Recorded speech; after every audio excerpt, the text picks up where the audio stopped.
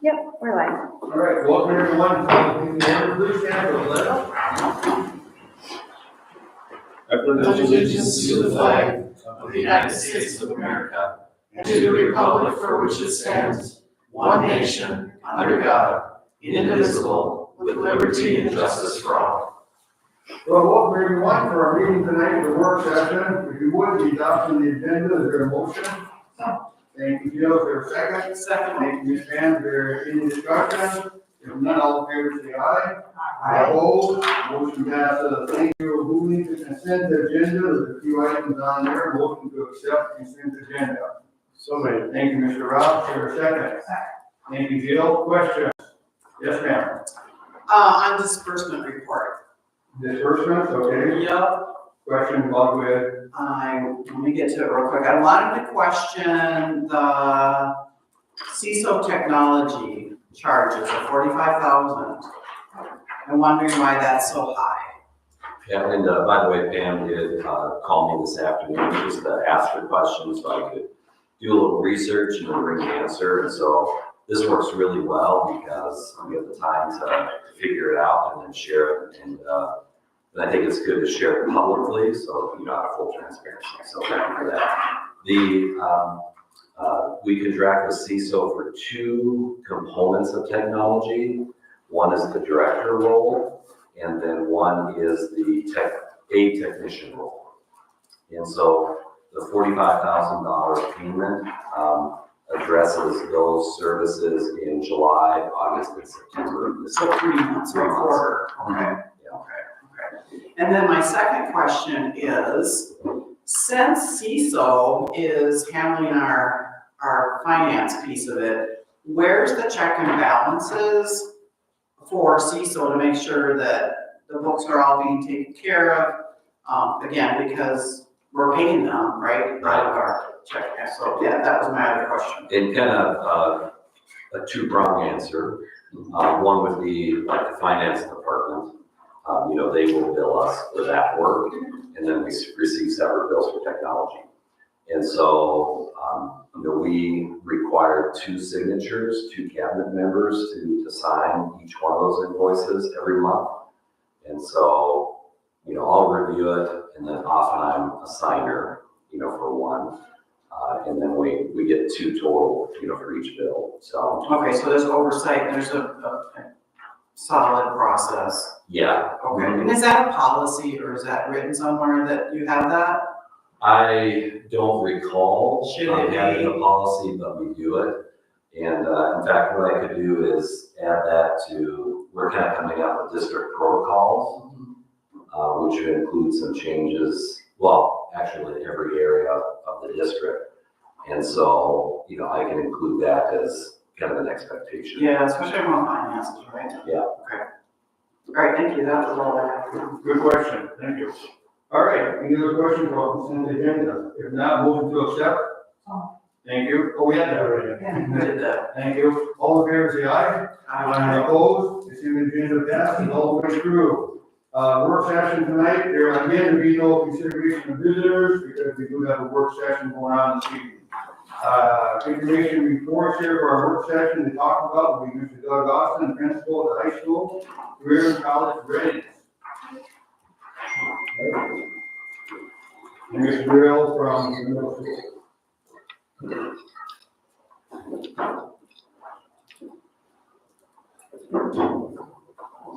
I know we have so much time, so I'm getting it started. Yes, I've been stressing with district admin So there you to get up to 4 minutes for a report, you know, like this. And so, thank you for acknowledging that. And you've already spent 15 seconds. When I talk on it, really so- fast, ask the questions later on. All right, I'm really excited, Doug Austin, high school principal. Joe Brio, CCR, Nick Facilitator, Career College Readiness. So, obviously, I think last time we were speaking to you guys, it was in late April, and I know I talked to some of you initially, but we've made a lot of progress over the summer. Those are some of the things that were set up with the NIC, and we've made a lot of progress. So, a couple things we decided is we're going with what we call the Saints Career Pathway as our title. Now, obviously, things can change and evolve, but that's kind of where we're headed towards that. We have 4 pathway names. And And this is looking at what other schools have, and kind of think what works for us. Arts communication, business marketing, management, health services, human services, engineering, manufacturing, technology. And we look at all levels in that process. So it's not just the top, looking for all levels of people there at the very beginning of it and in the management piece. I think we're really starting to make some progress on graphics. So this is going to be something we want to have in place this fall when we do registration. And then arts and communication, health and services.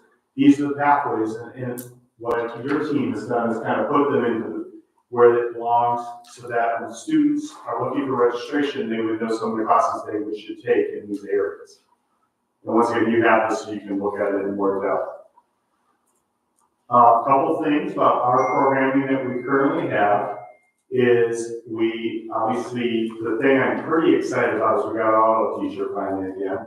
So Mr. Robinette, some of you that have been around, has done a great job getting off, and we're excited to see that program grow. And all these things we kind of covered before, but it goes through all the things that we offer as a school, which is pretty impressive. One thing that we really changed is trying to change our mindset. How can we get students at the high school level to take on more responsibility? So we have kind of revamped the TA situation, and now we're encouraging students to do internships. So like if you're really interested in something, how can you do that? So maybe we have someone that wants to be a future educator. Maybe they can work for a teacher. We have tutors. We have world language stuff, math tutors, music interns, all those type of things. But we're going to continue to try to build that because we think that's one way we can do it in-house. In that part of it. Profiles for the graduate is something that you've seen come through the elementary and middle school. It's been a really strong program. We talked a lot about it last year and kind of setting the groundwork for it. But what we're looking for is to talk about those soft skills for careers. Those abilities to, how do you go in an interview? How do you keep the job? How do you do those type of things?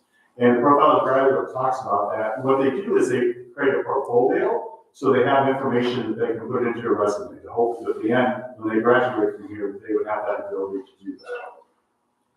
The features of that, we had about 25 to 30 teachers get trained in MCIS. I think that was about the number we had. Really good experience. And this is being used in our freshman class, Futures Prep, where everyone takes that, where they really develop their academic plan. And for 10th and 12th grade, then eventually they'll use that as they keep going through the process. Another one I want to highlight is we have what we call Best Prep mentors, and what they are working with is our kids in the senior class, which is an elective class. Not every kid takes it, but they're getting that exposure to what it's like in those college fields. And I'm hoping we can continue to grow that so that we get more kids that opportunity. So they'll get a chance to meet with people in the field they're interested in going to. Couple things as we look forward to move forward is funding, hiring a career pathway coordinator district-wide. I think that's essential. And then kind of adding back some things that we've lost. I think the one that stands out when we look at some things, information we're getting from families is that medical careers is really important. It's something that's there, and that's something we'd really like to bring back that we haven't had for a while. I did. You did? Well, how much time you took to explain it. I did it under 4. I'm very proud of myself. But I'm ready for questions now because see something just now again. So there you go, man. Trades pathways, I see you have it, I saw it here somewhere, I saw construction. And the technology was listed, right? Manufacturing, technology, and. Is that where it is? Yes. Okay. So we wanted to make sure that we were able to accommodate a whole group, not just label trades into it. Trades is a subheading and is definitely included there, all the building trades, from construction, electrician, plumbing, and all the rest of it. I'm sorry, so it was in technical, what was it? The manufacturing, Manufacturing. engineering, and technology. Okay. It's more of an MDE focus, so we kind of keep the same career clusters that were already listed. And it goes to NCIS, right? Yep, Minnesota Career Information System. Oh, you answered my second question, what MCIS stands for. So that's Minnesota Career Information. Information. And then, do you guys have goals set up? I would say the goals that we're talking about is what we're looking here, what we want to see long term. So that's not a goal, that's a want. Yeah. That's kind of, so looking for a SMART goal, you can, Oh. this is what your goal is, to have this by then, and then what are your actions? So one of the things, of course, is you gotta convince us, right, to approve something, probably. You're gonna need money, you're gonna need whatever, right, but SMART goals Mhm. in this, instead of just, this is what we want, or these are the things we still have to do. By when are you gonna have that done? How often does the team meet to get it done, that kind of thing? Sure. We met monthly near the end of last year.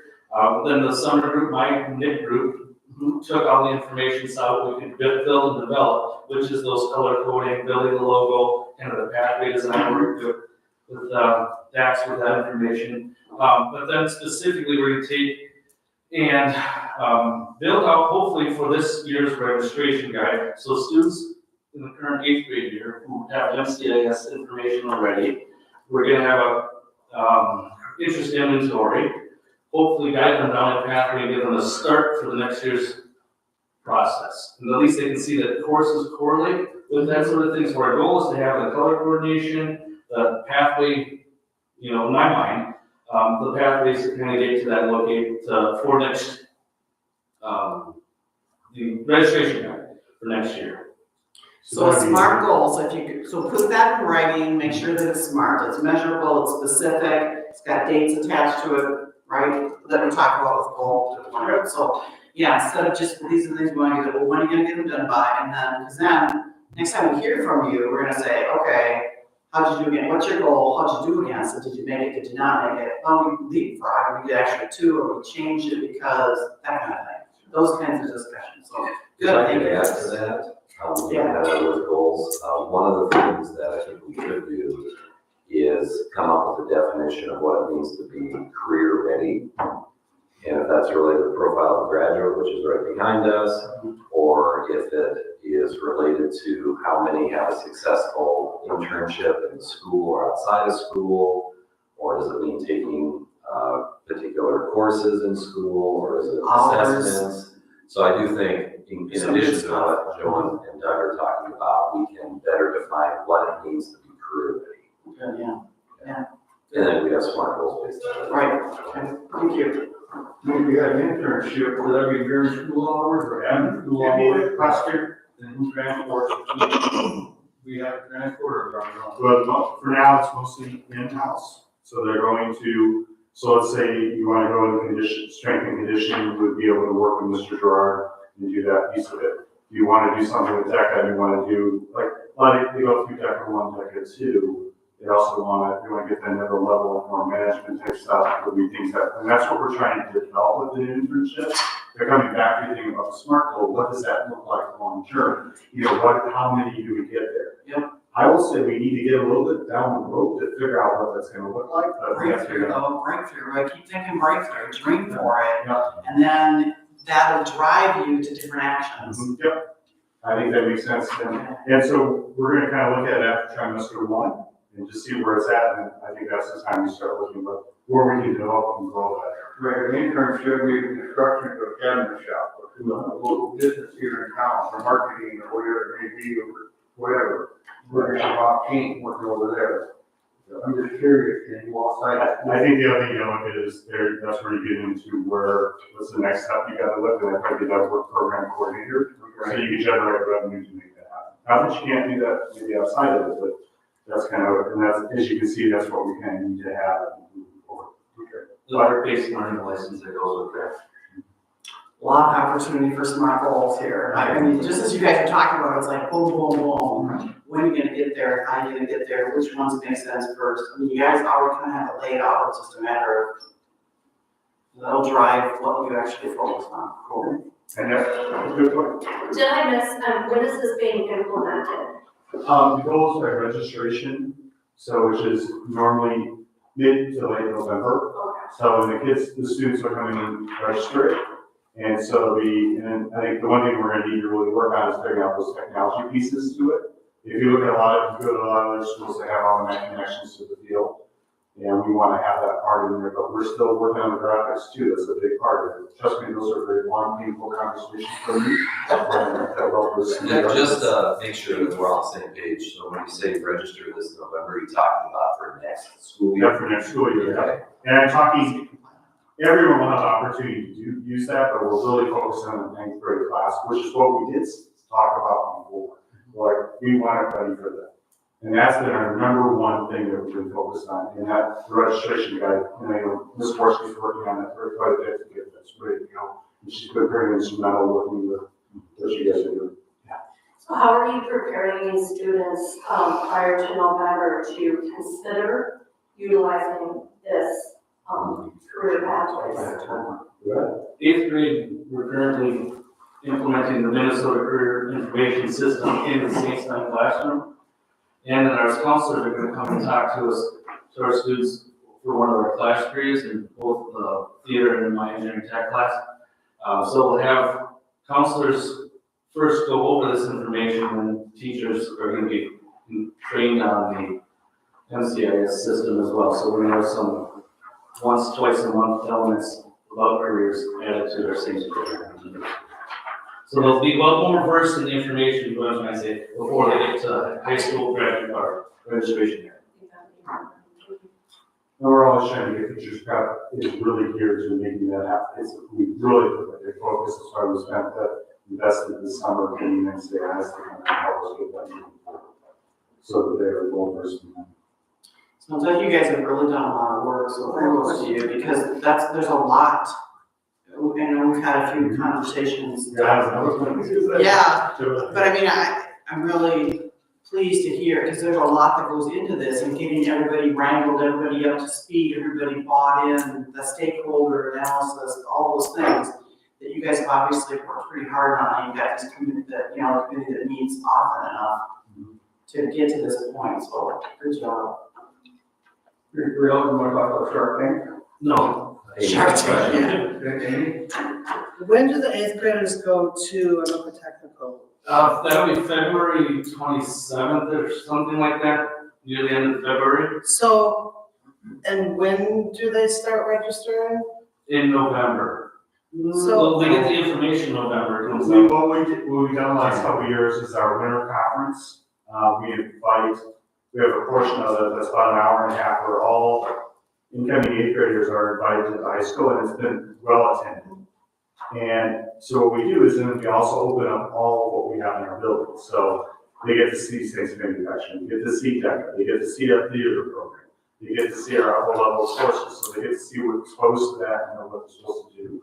So that's how we celebrate that piece and how we make sure they know that. And then also what we do for grades 9 through 12 is that, 9 through 11, 12, they've already moved on, but they also we ask them not just to go where they traditionally go, we ask them to go try out other places and then they get stamps, and they have to go see what it looks like in the shop and what it looks like in the business world. So they have that exposure to those.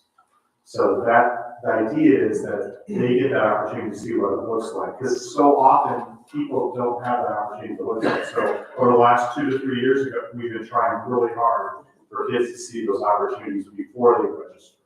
I'm sorry, I misspoke.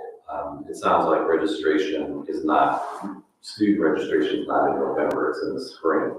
It is January, it's got to be done by like the end of January, early February. Okay, yeah, so sorry about that. No, that's quick. So my only thing is I would mention, and I'm not gonna say, but to make sure that our students have the opportunity to go to Anoka Technical College prior to registration at the high school. That's a great point. Because what I hear from these 8th graders is they come out and they say, oh my God, I had no idea all the opportunities that there are, not just going the 4-year career pathway. Because for years, that's all we've talked about with these young kids. And I talk to these young kids all the time when they come in, and I'll ask them, so what did your school do? And they don't talk about the career pathways even now. Maybe they will starting here, but most of these kids said their counselors at their high school drove them into the 4-year college pathway. That was it. So I would like to make sure that our 8th graders can register after they've, but I'm not saying that that should be done, but to me, that makes sense. If we're gonna send them to Anoka Technical College to open their eyes to show that there's a big world out there, not just a 4-year college. Because as we know, I think it's It's very high numbers. I've heard as high as 80% of jobs do not require a four-year degree. Now, they may be trades, they may be 2-year, they may be, but it's, so if the earlier we can get to these kids to say, these are the opportunities, even pre-registration for high school, so we don't even get them set on the wrong path before high school. That would be. They gave us a couple of dates, in Oak Ramsey and Oak Tech, they gave us a couple of dates that they have available, we can run the program for us, and then we help, pick them in there. But I would also include that, our students going into the freshman year are gonna be kind of getting acclimated to high school and starting to see the actual system, but then pick only a couple of electives to begin with. Yeah. For that, so they still have the rest of their high school career to be able to focus on their next pathway that they want to kind of guide themselves now. Well, and I'm not questioning the two of you on what you do, and I'm speaking as an outsider saying that, so, but I trust that you guys are. I think we've made a lot of strides in that area, I really think a lot of. And I commend you for that, because I've seen the strides, so that's great. Yeah. 2 years ago, when Jake Humphrey was still on the board, we talked a lot about the trades, and he talked about his trade, electrical and all that, the trade schools, and how they'd be willing to come in and, or students could go to something through that. Have you guys looked at any of that? Have you connected with Jake or any of the other trades? I know Miss Abraham's done a lot where there are some programs that she did, like Construct Tomorrow, they took students there, they did those. We also do a workshop for people, local businesses come in and some of it's trying to hire people, but some of it's also, it's a job fair, but also some of it is getting them exposed to things like that. I also know that we do the college fair, career fair, I call it career, not college. Right. But we try to make sure that we have a variety of places. So we've added to it, because in the past, we weren't looking to those, we weren't doing that at the time when we had the discussion at the board table. Yeah, no, I So mean, that's where Jake was saying, hey, electricians, the one thing I would say to NCIS, which is really important, that a lot of people, we got trained this summer in doing that process. By the way, that also gives students, not only do you get to see what it looks like for your, if you're in a manufacturing setting, we also get to see what the long-term parts of that job that might make you really interested in taking it. Because a lot of the jobs in the trades pay a lot more than what you're gonna have with a 4-year degree. So that's a lot, and they'll start seeing that. Yeah, a lot of kids from my youngest son, they went linesmen, it's like they're making big bucks traveling the country, so yeah. And we, the past couple of years, with the Forest Lake, the unions all come together in Forest Lake. Right, and all that's the what I'm union thinking. stuff, and we bust our kids over there, so we got everybody there in one location. And Do we in do this that? VA conference, there's always union groups down there talking about their programs. Yeah, they've been going to Forest Lake the last couple of years. Good, okay, yeah. Not just that all areas, schools, but coming to Forest Lake. And I think it's really good that the middle school is starting that. I know they started maybe 2-3 years ago when we started going to North Dakota. It's a great opportunity, and I think you want to expose them as soon as you can. Okay, any other questions? Mr. Nick? Thank you for the update on this, but on the adding back lost programming, I know you talked the work program coordinators piece. Are we prepared to add the medical, the trades programming, and agricultural programming, or what do you need from us? Does that mean more teachers? Does that mean more classroom space, different classroom space? What does that look like?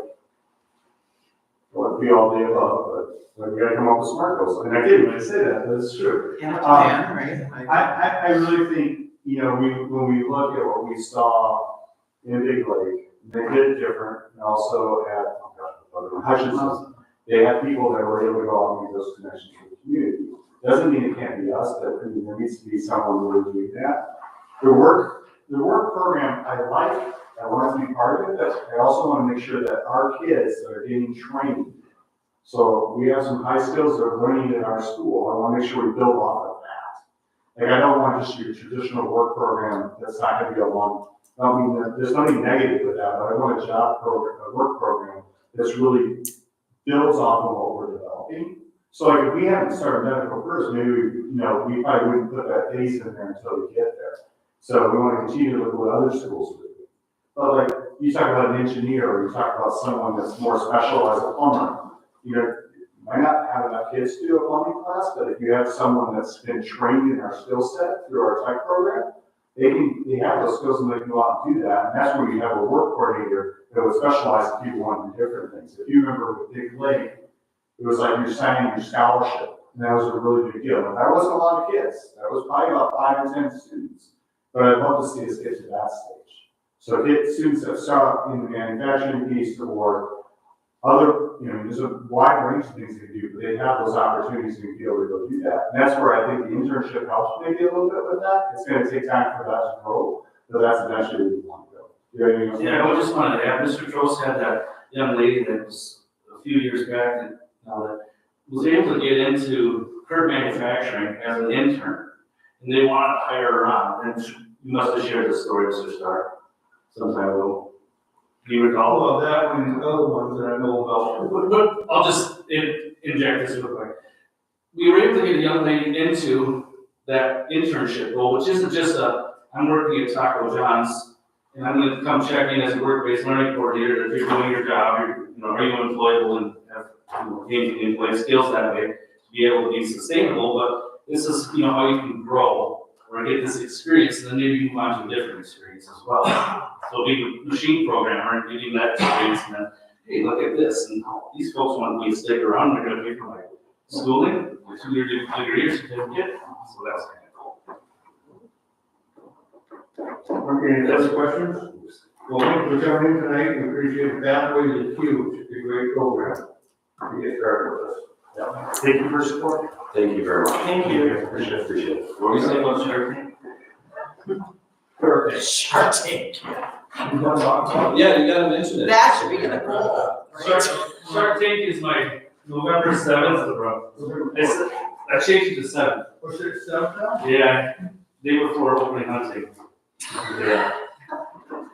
Shark Tank is a class, or a project that I'm doing in my class right now. I'm asking for some volunteers to come sit in and serve as judges for shark investors. To be able to watch my students present their content that they 3D print, and they have to make a little business, they have to manufacture a product, a package, a presentation, and then they sit in front of a Promethean board, and then as a pair or triplet group, present their idea like you'd see on Shark Tank and try to secure funding for their project. So cool. I sent it. Us here could volunteer. Yes, it's on Thursday, November 7th. It's a commitment from 8:15 to 2:15. There's an hour in there for lunch, where I have same time of lunch at the same time, so there'll be a break in the day, but it's 8:15 for second, third, fourth, and fifth hour in a row, and then break for an hour, and then the last 6 hours, so. It's a great experience. You did it last year. chance. So you've done it before? Yeah, we started it last year. Okay. Started it last year. It was a way to take the 3D printing process and just get rid of some of the frustration of how long it takes to make the parts. And so I'm going to solicit for more 3D printers. November 7th, we're like either, November 7th. I was going to go on that day. If anybody else wants to do it, please get hold of them. We send email out. But I read the 4th of November. I didn't get everybody on that, so I will double check that the emails. Oh, I made a note in the note that it was the 4th, but then the invite's on the 7th, actual.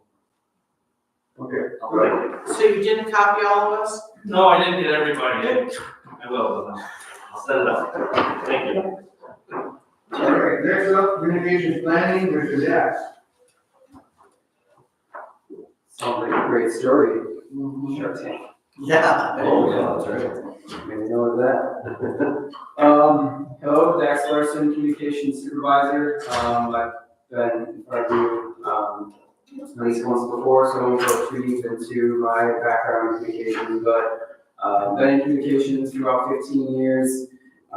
This is my 4th school year working in K-12. About 3 previous were at Hennepin. And tomorrow marks my 6-month anniversary here at St. Francis Area School. So looking forward to being here for a full school year. And continuing to build on what the last 6 months has brought.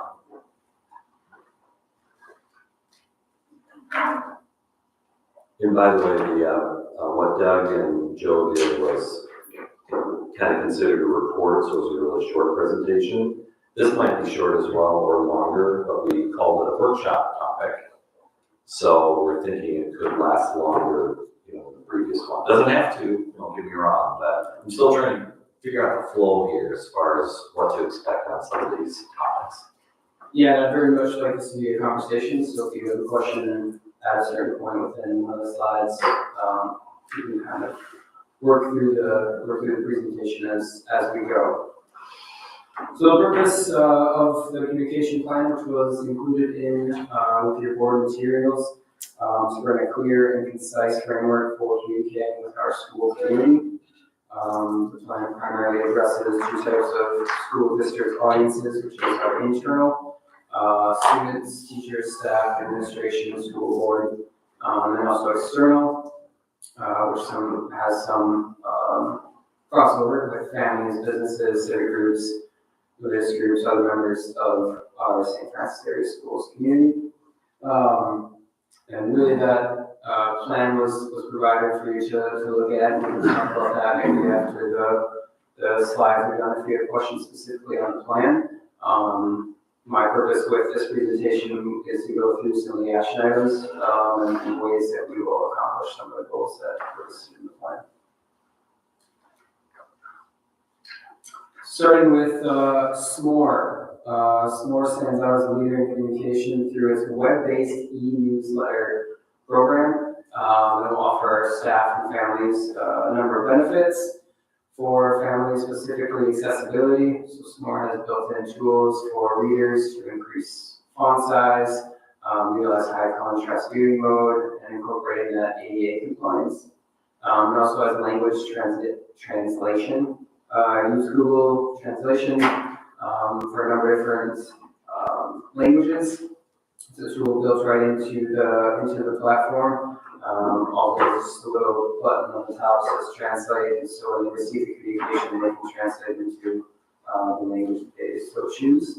Then for the users, analytics-wise, and I'll have a few slides here coming up, but increased analytics for viewership and how they interact, how people are interacting with each of the newsletters that are sent out. Goal with SMORE is to create a district SMORE account that provides opportunities for schools and departments to easily communicate with families on a consistent basis with the use of branded templates. So training, over the last few weeks, I've created some videos that were sent to schools on how to use and utilize SMORE. Best practices within communicating with families, and also how to use the mass communication tool to send out the newsletters. We will be using Field Share Alerts, which is a mass notification system that's within our website. And those messages will create an opportunity for the newsletters to be completely embedded into the email instead of having to click a link. Which has been done in the past, and so it's one less click for families to view the information that's within those e-newsletters. This will be sent out both the email and text message. Some families opt out of email messages, but keep the texts or vice versa. So it's an opportunity to hopefully connect with families in multiple different ways. Also, a shared folder was created between myself and the leaders at each building site that are utilizing SMORE to provide an opportunity to provide districts communication that they can put into their school level communication. So if nutrition wants to get out educational benefits information, we'll utilize that. Transportation has a new bus app. We'll utilize this shared folder to get it out to schools so they can embed it into their family newsletters, and families are getting that information from the school, which is typically an area where families pay a little more attention to their school communication rather than their district. Yes. So what I'm struggling with a little bit is what was our current state, and then what are the improvements? Sure. So I hear you saying that there's folders people can dump things into, which is great, because then I don't have to think about that, oh, I need this, I go something in that folder, and then you'll take it from there for somebody, right? Great, communication. What did we have before? How is this, I understand you're using SMORE, so that must be new, right? Correct, so yeah, the platform, so from my understanding, what I gathered is each school is kind of communicating to families differently and on a different timetable. Okay. So the goal here is, and these have been shared with building leaders, is to have communication with families on a minimum of a monthly basis.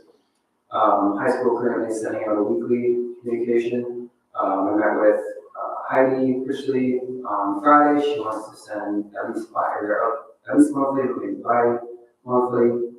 The elementary is typically monthly, sending out that communication. From my understanding, I don't think that was happening before.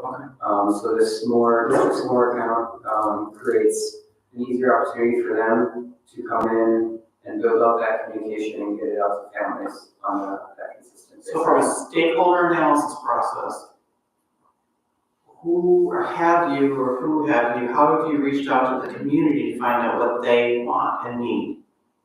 That's a great question. I haven't done that research. I don't know if that's been done recently. I mean, it's a big piece, I think, that we're still missing because our community is still just kind of wondering, why are we gonna pay for extra this? How are our grades? How are everything going? So there's not I mean, Chris puts out that, you put out that, how often does the Saints newsletter go out? Goes out twice a year. Yeah, so not nearly enough, so just wondering thoughts on stakeholder analysis and reaching out and finding out what does the community want, need, what are they interested in? Sure. And it would be a great way too, I mean, I'm thinking about pathways, thinking about all this stuff, it would be a great way to, we need to sell ourselves to the community's sake, and not all the great things that we're doing necessarily either, because we need to talk about what we're not doing so good at, and what our plans are to improve that, so that transparency thing is really key if we ever want the community to buy into helping us, so. Any other question? Yeah, just, the SMORE is very specific to our internal communication plan, correct? I'll get to the audiences here.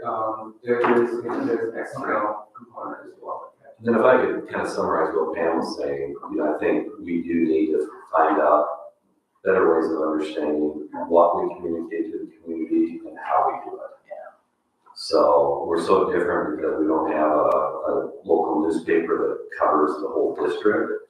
And so we're gonna have to look at some other ways. So I think that'll be part of the next phase, is to really hammer in on that. Yeah, I think we need to analyze it, we need some input, right?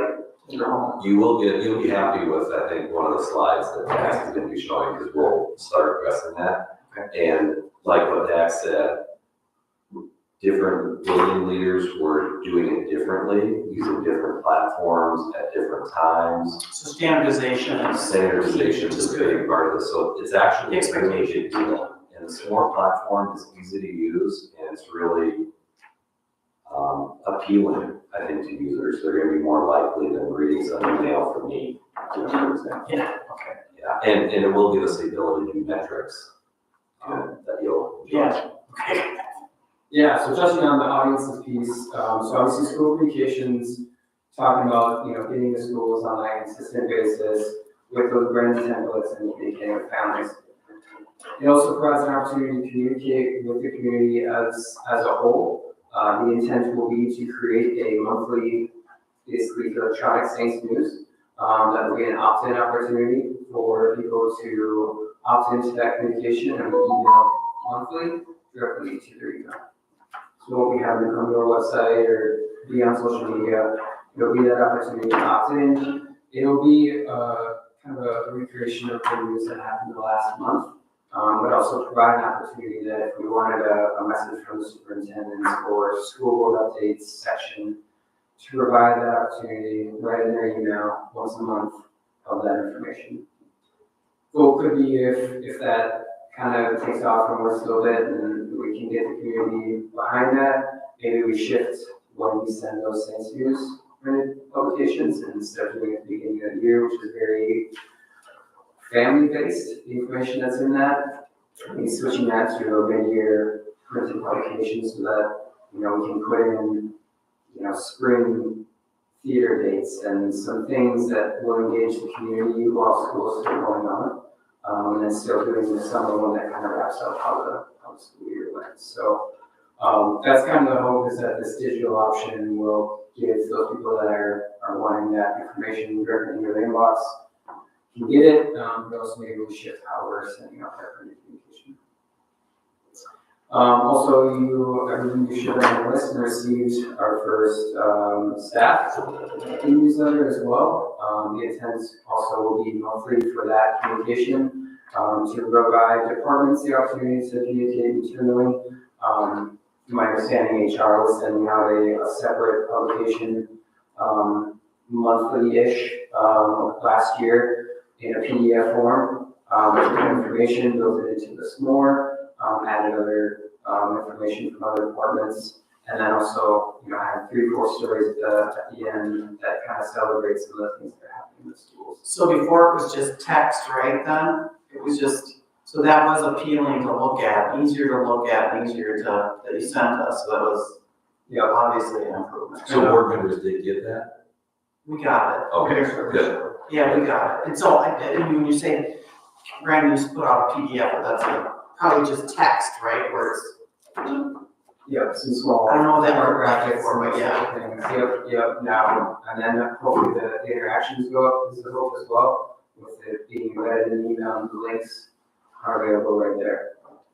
So that's kind of the 3 areas is, our internal audiences within our families, our external community, and then also our internal community with our staff.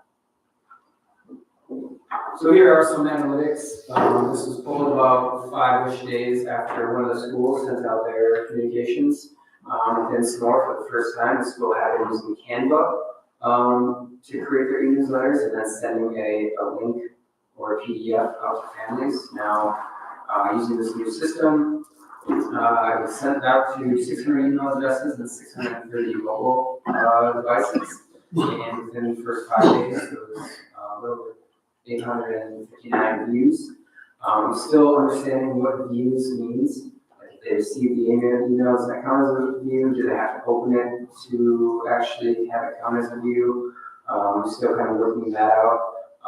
Also, it is the intent for these communications to be sent to staff at that school as well, so the staff understand what is the administration sending out to families, because typically families may go directly to the teacher, like, hey, I saw this in the newsletter, and they may not got it if they're not a kid at the school. And so the intent also is for staff to know what's being sent out. But 859 views, most of which was in the first day or two of it sending out. Some other things that come up in this is 94% are viewing it on a mobile device.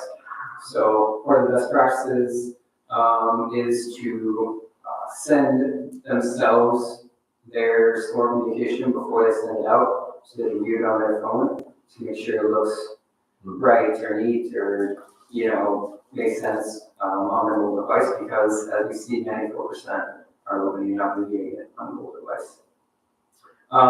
There's links within the document or within the SMORE, those 39 link clicks. If you were to go in and click on links in the back end of the analytics, it will give you a breakdown of how many times each link was clicked on, so you can kind of see what the high rate of things are getting actually clicked on.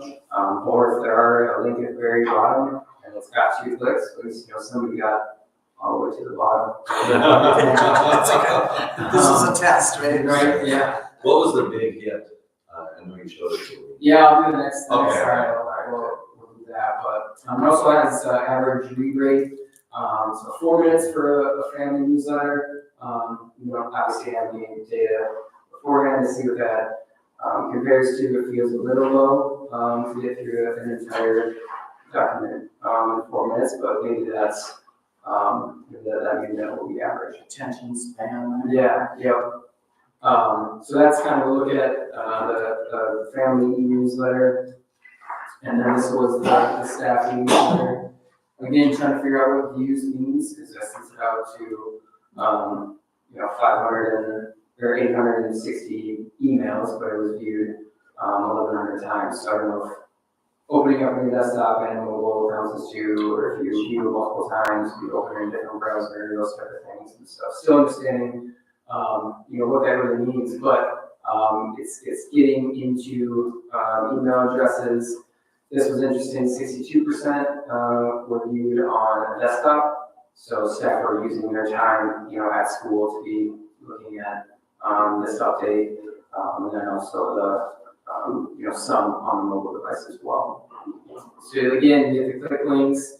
Videos had 2 videos embedded into the communication. There was the Meet the Candidates event, and then also a short video of Cedar Creek's dance party video on Fridays. That actually got the most clicks out of anything else in the entire document. 26 clicks on the dance party video, which was like the second to last item in the newsletter. So, putting some of those type of celebrations of what students are doing around the district obviously resonated with this first communication. And then with this, average read 15 minutes. Again, I don't know exactly how it works, if you leave it open or, how that actually is counting, but obviously, there was enough staff looking at it for long enough where, 15 minutes seems very, very positive. Any questions, other questions on kind of this more e-newsletter process? And if I could just add one thing, we didn't have a systematic way of having this data with the previous systems. And so, like Dax said, we're learning, from this initial data, and then hopefully we can identify areas where we want to focus on, and then we can set metrics based on that. So I hate to kick it down the road a little bit, Pam, but this really is a baseline because Your baseline, that's fine, you need a baseline, and then from there, decide what makes sense and what, the read time and all that stuff is Right. critical, right? I mean, if the read time increases and you get less clicks on it, you've lost some people, if it gets too long. So, I mean, there's really good stuff that you can really look at and figure out. Yep, and when I say district small account, I have ownership over all of the school's accounts, so like I'm inviting them into the district account, so I have access to every single newsletter that they create, so like I can do these analytics at any time, I'm not waiting for a staff member or something to look at their letter, so there is some districts, I don't want to say control, but oversight. Yeah. What does the login look like? Are they logging in with Facebook, Instagram? So are our students logging in using a Facebook account or an Instagram account? Nope, they're logging in with their ISC 15 credentials. Yeah. And it's an invite-only process, so only people that the administrator invites into the district account have access to these templates and to the platform. So we have guardrails to keep them From our district account, yeah, anybody can create a small account and do what they want with it, but for our district account, it's an invite-only. It starts with the principals, and then they tell me who they want to have also have access within their team. So it can be a collaborative effort. Most people can work on one newsletter at the same time, or have somebody proofread it, those types of things. So it's an opportunity to collaborate effort. So if it's invite only, then how does the outside community get access to it to keep in touch with what's going on in the district? Sure. Each time a newsletter is created, it creates a unique URL. And so as of right now, we're kind of talking internally what it looks like to have external audiences view school communication. And if there's any sort of safety and security, red flags with that. But at some point, there could be an opportunity to put those school communications on the website, where the community wanted to view, happenings that are going on at their nearby, school, or want to support an event, those type of things. there may be opportunity for external audiences outside of families to do that. That's the family one, and the district one will be wide open. Once it's ready, we'll try and get it out as best we can within the family newsletters, within our social media outlets, community, like city of St. Francis newsletters, those type of things. As members of the chamber, we have those opportunities to get into those publications that the cities send out. So the goal is to kind of build and spread the word as best we can for the community.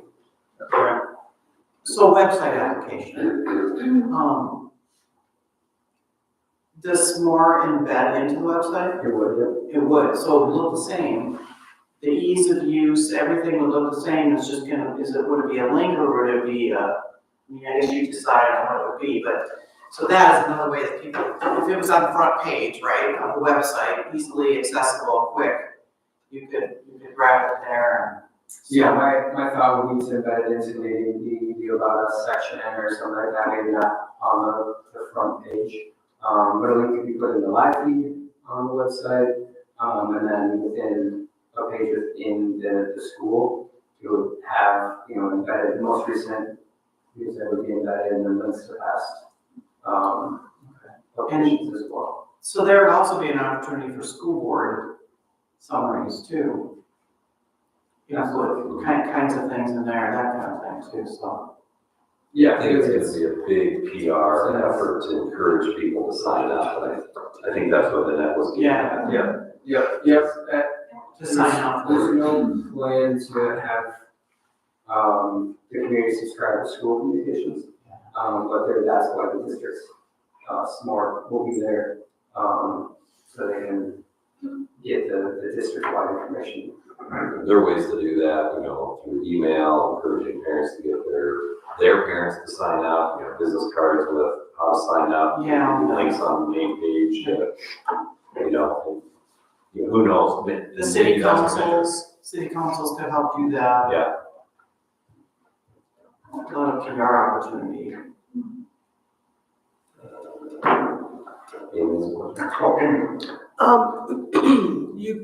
We used to have what was called the courier, which was sent out, anybody who had the box underneath the mailbox got a courier. And it was a great way that the school district could communicate with non-parents. Because I think it's important that our non-parents stay involved and as much as they want and as much as they can, so that we're not just asking them for things that we need in the future, money, levy dollars.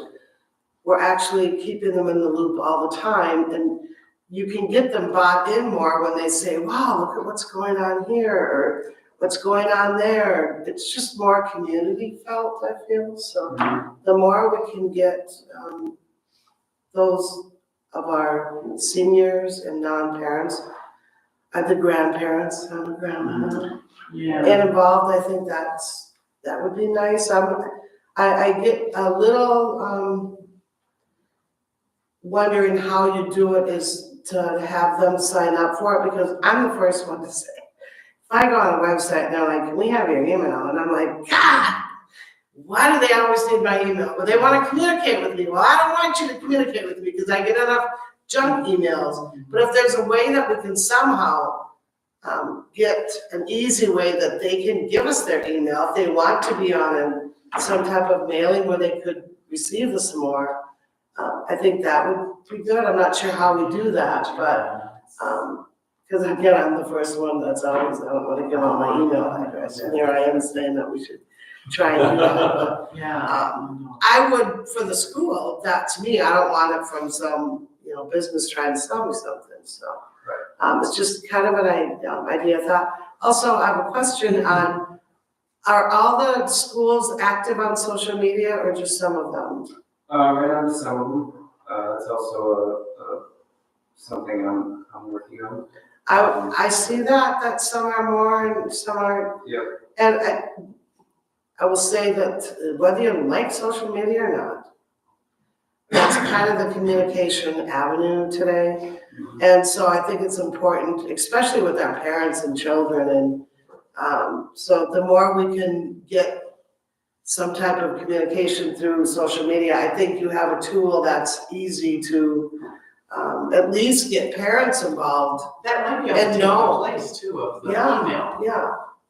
Because I follow most of the schools and I see that some of them are really good about letting us know what's going on, and others, it's like, do they have a social media page? And if they do, there's a couple likes, and I just think they're missing the boat. I'm not gonna mention names, but Yeah. I think if all of them were, I think that would be a win for each school district.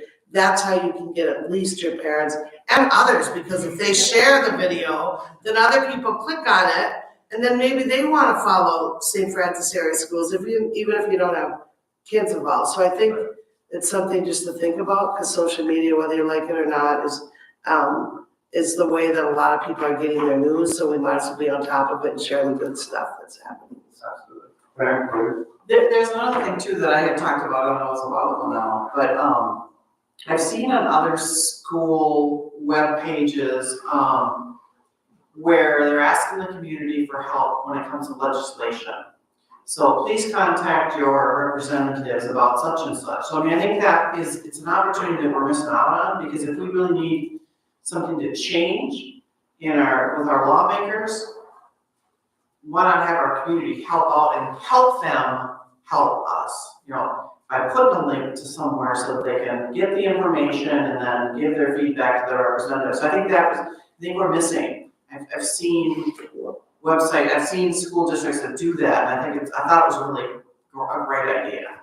Yeah, if you have examples. Because not only that, yeah, I'd have to go back and look, but not only that, not only does it helps us, you know, get some changes that we need as a school district, but it also gets people up to speed on what's coming down the road, so that we're, you know, I mean, we're sitting here at the board table, gonna talk about Title IX, we're gonna talk about, you know, equal access, all these kinds of things, and it's like, you know, if people could get that information and give us feedback and help us navigate the waters proactively, instead of, well, maybe they saw the school board meeting is just not the most effective avenue for communication of what's going on. We try to talk about as many things as we can.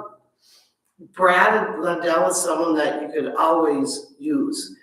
The difference though is that his is gonna be very, it's on equity and making sure that if we go out for a levy, it's fair, that our taxpayers will pay similar amounts than Edina. Won't be similar, but you know, we'll get them closer. A lot of school districts, they have money set aside for that kind of thing, which we don't here. So. We can use the help from But Brad has retired, Yes. you know, and I've already talked to him about, you know, if there are How some do you, issues. he used to have Brad's blog and he used to go out and. That he's willing to work with us Yeah. at a real reasonable cost if we want to draft legislation that we could propose. You know, he knows enough about the legislature to help us, you know, draft something that might be successful, so. To use like at the MSBA, Yeah, where I think you're going on there currently now for that, so, Great. Well, we touched on it, social media was the next subject, Facebook, Instagram, proven to be the most interactive social media tools for the districts. X, formerly Twitter, with a lot of the changes that they've gone through, seeing very minimal interactions with that platform, and kind of slowly gone away from, you know, putting time into posting on X too much. The role of social media at the district level, we'll touch on the school level pages. There are schools that don't have it. There is a way to add pages within our district's account. So create those pages from the district level instead of having a principal start it and leave and then it's none. It's been, that business account has been set up, but both Chris and I can't figure out who owns it or where it's at. And so I'm in the process of trying to connect to Facebook and get access to that, so then we can create those pages for each of the schools. That's actually a huge point, because I know when Zach was here as a communications person, he audited to see who owns what Facebook page or group, and it was all over. You know, people who didn't work here, outside groups, and so we weren't even able to control our own, or, yeah, school Facebook page. It sounded like they were a school, but they really weren't.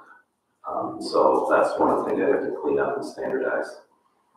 So at the district level, the goal is to post 3 to 5 times a week to stay relevant in the follower feeds and algorithms and all those things.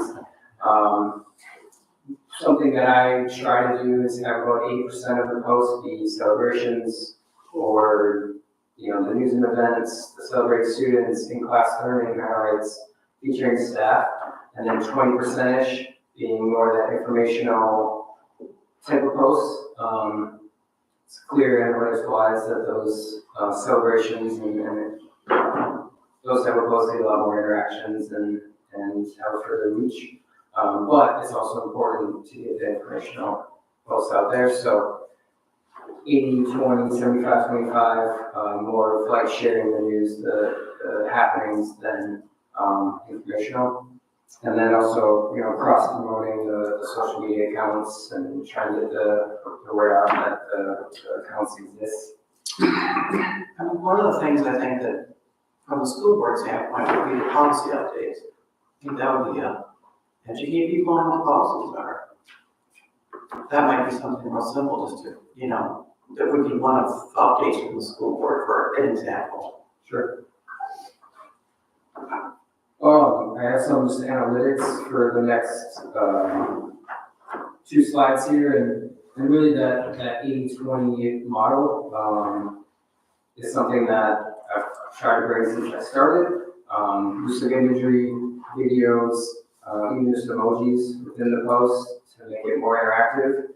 And so I just kind of took May as an example and pulled May of 2023 and just looked at the month. And really what I'm looking at is reach and content interactions here. And the percentages there are from the previous month. So that's not really relevant in this case. It's pulling from May of 2023. Those percentages are from April, comparing April, just as a note. But so reach represents the number of unique users who see each post or page, regardless if they've interacted with it. So our reach in May of 2023 was 25K, and then content interactions 4.5K. And then content interactions is like them actually interacting, so liking your smiley face, sharing it, commenting on it, saving it. That's what brings up the content interactions. So then May 2024, the reach was 95.2 thousand. So it's a 70K up from May of last year. So the hope is that creating some more celebratory posts, posting more, and then having that engaging content has upped the reach by using some of those tactics that I mentioned. The reach breakdown on the right there kind of shows where it's coming from. So 90,000 was from non-followers, those people that don't actually follow our page on a regular basis. So that means people are sharing our content, like we were saying, they're sharing our content. People that don't actually interact with St. Francis area schools are seeing our posts. So that's what we want to see, right? We want to see more engagement outside of just our followers, and hopefully that's hitting our community. I mean, it's probably grandma in Florida as well, but that's the hope, is that reach. How do you deal with the algorithms? We all know, I mean, you can follow something all along, and all of a sudden it's like, well, they didn't post anything, and you go on, and it's like, well, they posted a bunch of stuff, you're just not seeing it. Yep, I Is there a trick, or is it just? I try, and every once in a while I read up on it, and it constantly changes. Frequency is one thing. So if we get a post a day, and when I say a day, typically learn that in case goal settings, Monday through Fridays, you can get the most reaction. I do and have posted on the weekends before, to really schedule it, so I'm not actually up Saturday morning, putting a Facebook post together, schedule it in advance. There's also analytics that I've used of timing, of when to post, what time of day. So I found that 9 a.m. Is our interactions. So typically if I post in the morning, it's around 9 a.m. It's not perfect, but, and then the noon hour, lunch hour, people, taking a break, they're scrolling their phones, and then, actually 8 o'clock is one of the higher, levels that you'll see. And so typically in the evenings, it posts like 6. So you kind of get the people scrolling, and then maybe it's still there in the evening. So I am looking at, when people are interacting with our content, so that I'm trying to connect with them and hit that feed at a time that they're. People get used to it too, if they don't see it, they'll go look for it. Hopefully, yeah, yep. Just so you know, Dax posted about a girls soccer team playing tomorrow night in section championship, and my phone is dinging every minute. Oh, cool. Okay, or has been, so Yeah. thanks for that. Yeah. Coming up at 6 o'clock for a meeting here, and It's working, it's working, Silence it. it's quiet. Do you ever pay to boost Facebook posts? we have it. That's something I'd love to dive into. I did that a little bit at a team called Athletics. We're trying to promote events that way. So I have a little bit of experience with it, but yeah, I'd love to dive deeper and have. The only time we had was prior to Dax, when we were in a hiring crisis, Right. and so we had boosted some posts there. Yeah. And it might be worth it even now. Right. And especially if a place like Owatonna is cutting a bunch of people who could post in that zip code or something. Even if you just got one person every 5 years, it'd be worth it. Sure. Yep, or if there's a specific idea or program, or if you were to, do some sort of campaign, just talking about different things happening here, absolutely, I think that'd be a great tool. Any questions on social media or analytics at this time? Kind of talk a little bit about it. Blessing area that I just wanted to bring up was the website. The website should be the number one source for families to come, and families and the community to come and get information about our schools. So the goal there is to keep the news and the information as up to date as possible. A few areas that I've highlighted here is the news section. So trying to get out to schools and cover things or communicate with schools and get the news section updated, so that, those 4 stories, we're not, 3 weeks, has gone by and there hasn't been something posted. So the goal is to keep that section up. The live feed, which runs on the side there, trying to keep up with that, trying to understand what should go in news, what should go in live feed, should everything go everywhere. Still kind of working on that. That's a new feature to me and my experiences. So I'm still kind of working through that. But girls soccer playing the section championship is a great example of having that up there. So we've done that this last few weeks, especially hosting a couple games last week in the playoffs. And then that can be deleted, after the fact. So it's not sitting there as old news. Events, everything that was in the printed calendar is already loaded for the whole year, is already loaded into the events section of the website. Conferences, school board meetings, the theater plays, band concerts, choir concerts are all loaded, not only the district pages, but on school pages as well. So that is hopefully a resource for families. Updating rotating image that are on the sites, trying to keep that as up to date as possible with kind of the happenings of the school. And then all that stuff feeds the app, the IC15 app, which I think was rolled out at some point last year, maybe the year before. So there's an app. If you were to download the app and you're on the app, it's got basically the live feeds, what comes up first, and then events.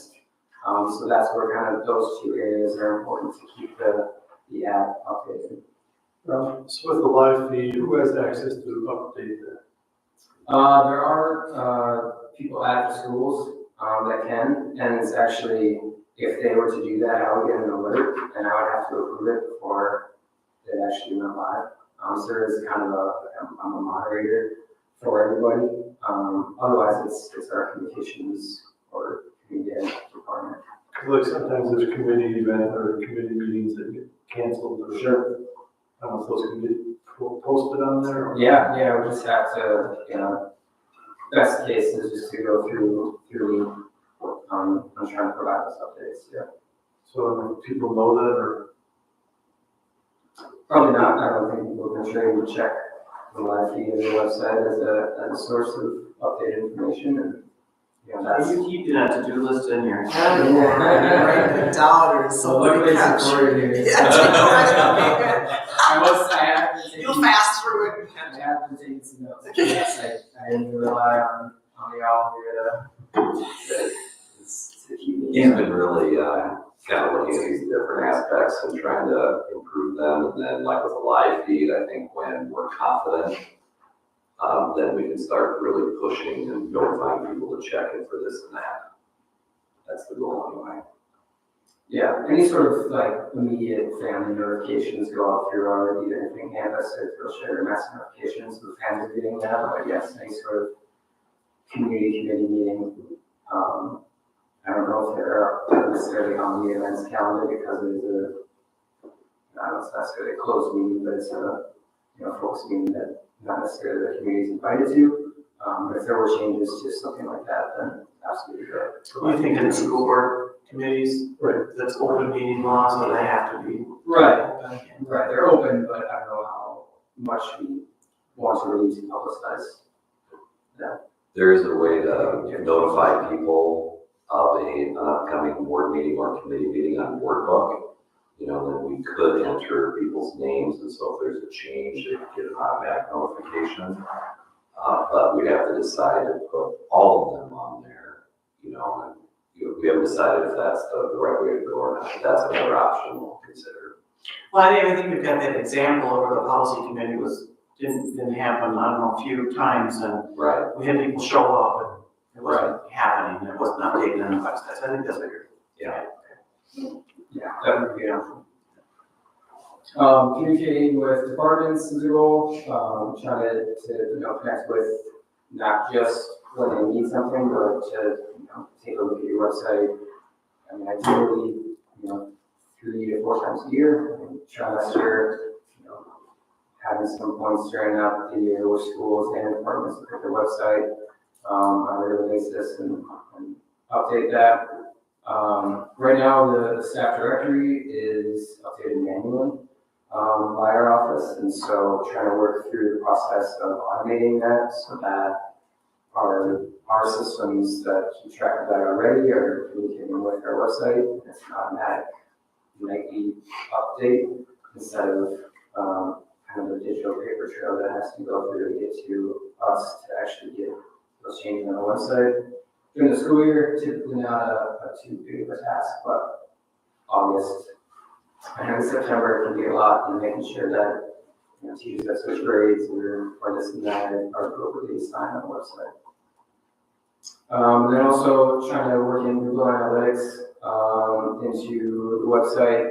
Currently, Skillshare, our website company, doesn't have super grades analytics built in, and so trying to add Google Analytics to maybe get some quick rates and page views and those kind of things. So that's the Skillshare, that's the email, right?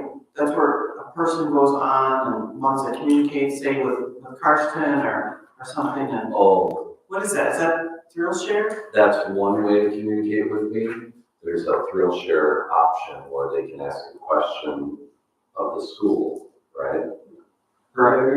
Yeah, Okay. there was like right now it's just email addresses that are listed. It used to be a form process. Yeah, did we get rid of that? We got rid of the form Good. process. Good, because the problem with that was people would send an email off and it wouldn't, they didn't have a copy of their email. Skillshare and, They're like, when did I send that? I don't even remember. Yeah, No. it was a real pain. Good, so we're done with that? We switched that to just listing email addresses and now you just got, okay, good, that's fine. Just let me know. Yeah, thank you for doing that. Yes. Yep, and if you call about That's actually all I had. If you have any general questions regarding the plan or anything else to talk about today, happy to field them. Well, in 6 months, you've made really great strides for us, so thank you for that. And I know you have a 7:30 family event, Yeah. so thanks for sticking it out. Feel free to have any Answering questions. that. Thanks. That's good, it Thank sounds you. like there's some really good stuff you're getting I appreciate you all. Thank you very much.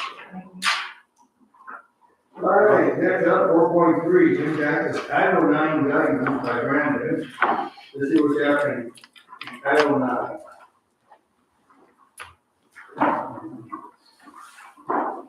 Good evening. When preparing for this, you have a document in your packets. The background information is basically 1 page. I kept writing something for it, and I kept coming back to this document with all the key points and everything. And I give MSBA the credit. It was the introduction for the 2024 Title IX and their Policy 522 updates. But before I get into that, just a little bit of history on Title IX. It was implemented in 1972, and it's about 1 sentence. And to me, I thought there would be like pages and pages long, but it's 1 sentence. And then until recently, it primarily focused on athletics. And then in 2020, the administration put regulations into place. And now in 2024, the current administration has put final rule, which are regulations in place. And that is what's prompting a lot of the policy revisions and then training for individuals as myself. I'm the Title IX coordinator for the school district, so I'm getting trained on all the new regulations and trying to get those implemented as fast as we can. Because they were in place in August 1st. And really what the final rule does is it protects our students and employees from sex discrimination. So Title IX is really dealing with sex non-discrimination. And as you probably know, or it's been said at this table or you've heard on the news, there is challenges to these new regulations. There are a handful of states in the United States that are going through legal proceedings with the federal government on implementing those. Minnesota is not one of them, and that is why our legal advice has been to implement the new policy. And primarily, the reason that Minnesota is not one of the states involved in that is that the prohibition on gender identity discrimination is already covered in Minnesota law. Human rights. And so where the federal guidelines or final rule are putting some more regulations on that, without the federal regulations, state laws are already there with one of the primary reasons that there is the challenge in court. So that is the reason why we have been proceeding, or Minnesota has been proceeding with the new regulations. And as I mentioned, the Minnesota Human Rights Act prohibits discrimination because of gender identity. And that's one of the items that's being challenged, that the regulations should not address that. And so that doesn't apply to Minnesota under current law. So I just wanted to kind of frame that up before there's discussion and the board at this work session.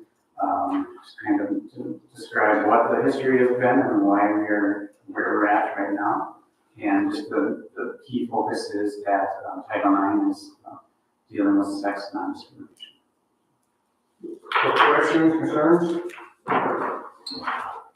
Yes, ma'am, go ahead. So when was the Human Rights Act changed here in Minnesota? I don't remember, if it was 21 or 22.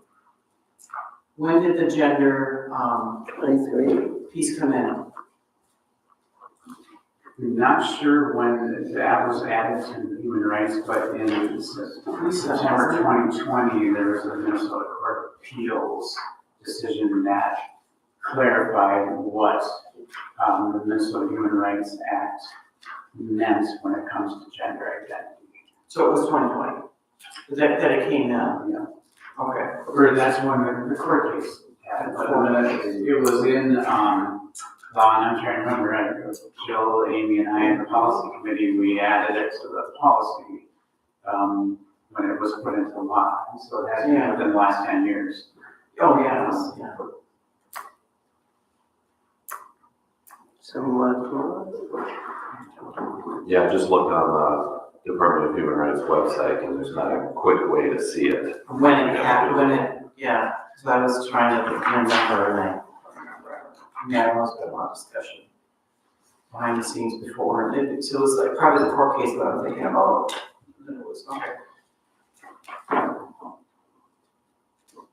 So my question is, because I am recognizing that our community, our parents do not understand and do not know what the Human Rights Act talks about.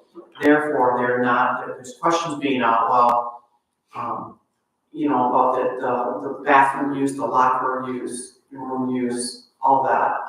So the equal access part.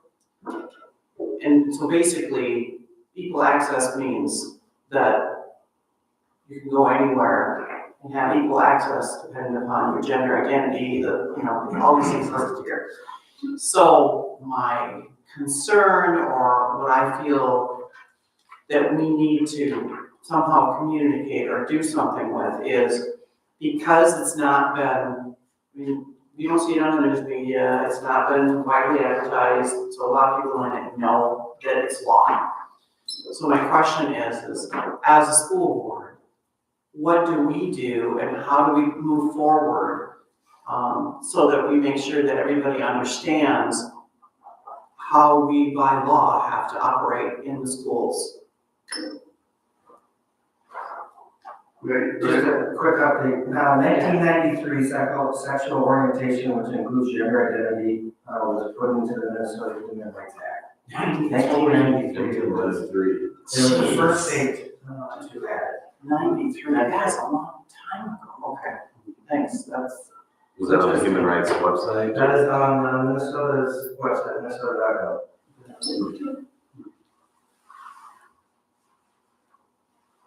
I'm sure there have been some adjustments to that, I would think. There was amendments. Right. Yeah. There was an amendment in 2024.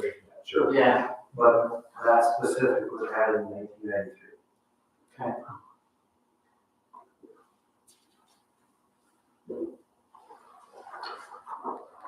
And to answer your question, Pam, I'm not sure if I have a good answer as far as. It should be a good discussion, right, as far as Yeah. brainstorming, what do we do, what are the issues, what are the potential issues? And I know that the School Board Association came out with suggested administrative guidelines related to these issues. And I remember, I'm not sure when it came out, but I remember analyzing it. And I had a lot of questions about different areas. And so I haven't really pushed memorializing them necessarily because I'm not sure I can answer the questions. But that is one way to publicize it, or at least share information, would be to formalize it, like in the student handbook, staff handbook or something like that. okay, Because then parents could access that information on a yearly basis. yeah, so I understand. The only thing, I mean, these are big issues, and so, I want to make sure that I was sharing what board members, feel is important. I know what we typically do with a lot of these issues is that we'll work one-on-one with kids and their families who, have questions or people who may have a different gender identity than what they had at birth. And then we work with them as closely as possible to figure out, what restrooms they'd like to use, what's, how are showers in the locker rooms, unfolding, those kinds of things, because there's so many issues. Right. And it's really tough to come up with one set policy. We like to work individually. We've had very few, if any, concerns expressed about how we're working with transgender children. I'm sure there are questions out there, but as far as actual issues with students and their families, we've had very few. So I think we've worked them out. So I'm looking at this on the flip side. So we have something going on in transgender in a girls' locker room that was genetically born a boy. What are we providing for the students, the biological females that aren't comfortable with that? Are we providing them now a locker room that they go when they don't need, if they're not comfortable, what's that flip side of that look like? Because Fair question. Good question. Can I throw something else in there real quick? Sure. There's the whole privacy, right? There's a whole privacy of it too, so it's not, people can't be even talking about who's transgender, all that, so that adds to the complexity of it, so, yeah. Right. Yeah, one really, and by the way, I walked through the district facilities when I first started, 2 years ago. And a lot's happened over the last 2 years, so I can't remember for sure what every locker room looks like. But I do know that there was pretty significant reconstruction. And if I'm remembering correctly, people can go into their own stalls essentially in locker rooms with a closed curtain, so they can take showers there. And I think there's even individual changing areas as well. So I think, our current locker rooms, thankfully, because of the reconstruction, I'm confident in that. The curtains don't feel very safe or very private. Yeah, I don't remember. So a curtains exactly. versus a door. Yeah. And then there are also some other areas where people could go for additional privacy. Now that's for home events. Okay, so every school's different. And so, I don't know what other facilities in the area, provide. I know that a lot of students, regardless of their gender identity, a lot of students just don't shower, or they come prepared so they can just go home and shower. Some, want additional privacy, regardless of their transgender status. Right. That's just what they want. So I actually feel pretty good about our own situation at home, in terms of our locker rooms. There's still the issues. I'm not saying that there aren't the issues or concerns, but at least we have that, because a lot of schools don't have that. So restrooms, same thing, right? And you and I have had this conversation a couple of different times around restrooms, so Yeah. again. And of course, the restrooms all have individual stalls, Right. and that's not perfect, Right. but at least they're individual stalls. The boys' bathrooms have the urinals, so there could be some questions there. But again, I haven't heard many, if any, complaints about, locker room use or bathroom use. I think our staff handles those questions really well.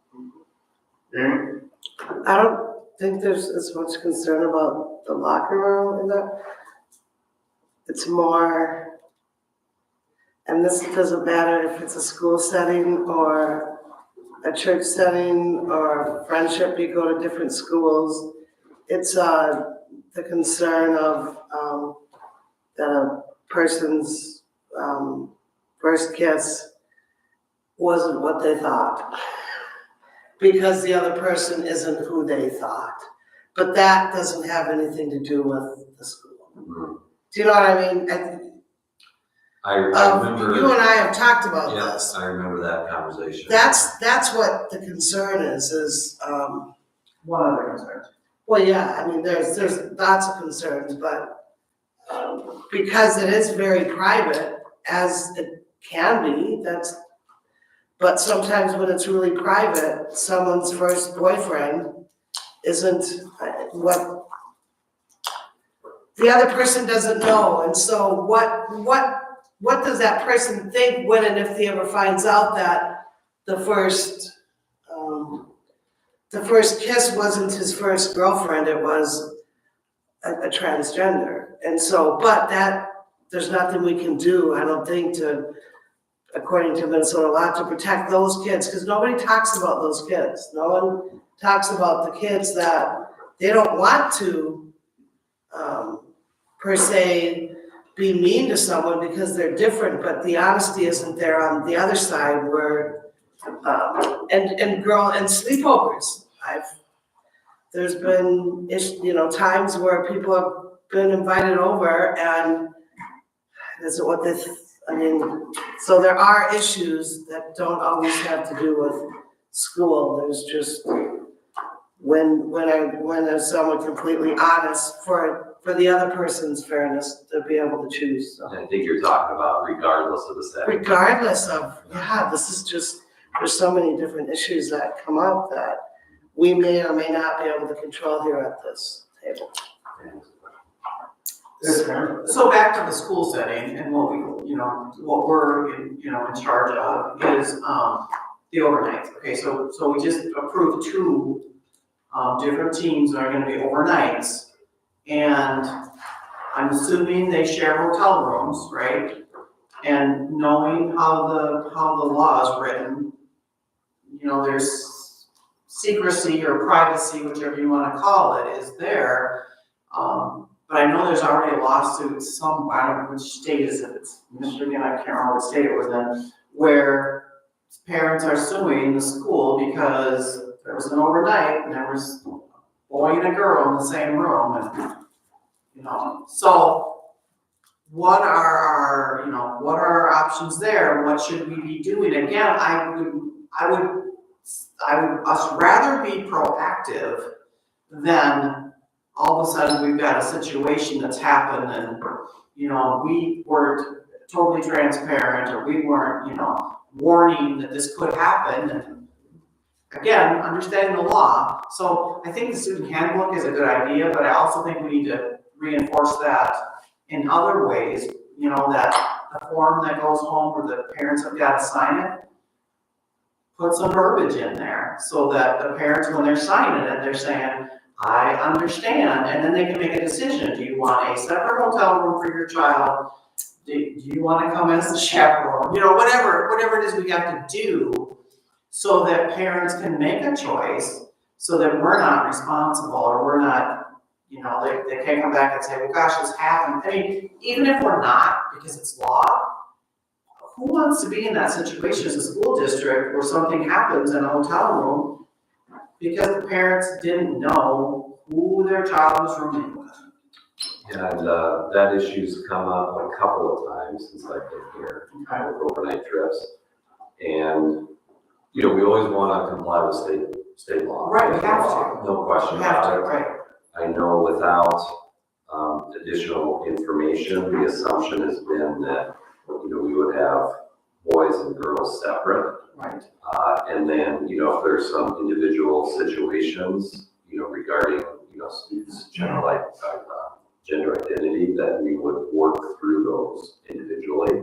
Mm-hmm. So. Are we always gonna know? Well, yeah, and that's, the only solution, probably long-term, and regardless of the transgender status, would be to, just have single rooms for each student on those overnight trips.